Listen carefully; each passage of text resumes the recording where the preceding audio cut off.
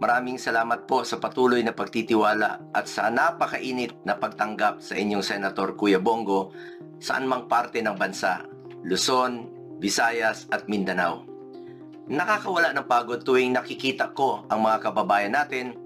Sa inyo nanggagaling ang aking lakas at inspirasyon upang mas lalong pagbutihin ang aking paninilbihan sa aking kapwa Pilipino, lalo na ang mga mahirap nating kababayan. Ilalapit ko po ang serbisyo ng gobyerno at serbisyong medikal sa ating mga kababayang mahihirap. Patuloy po akong magsiservisyo sa inyong lahat sa abot ng aking makakaya dahil bisyo ko po ang magserbisyo sa ating mga kababayang Pilipino at naniniwala po ko na ang serbisyo sa tao ay serbisyo po yan sa Diyos. Sipag, malasakit at more serbisyo po.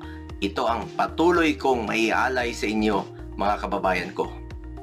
Mga kababayan ko, maraming salamat po sa inyong patuloy na suporta at pagtitiwala.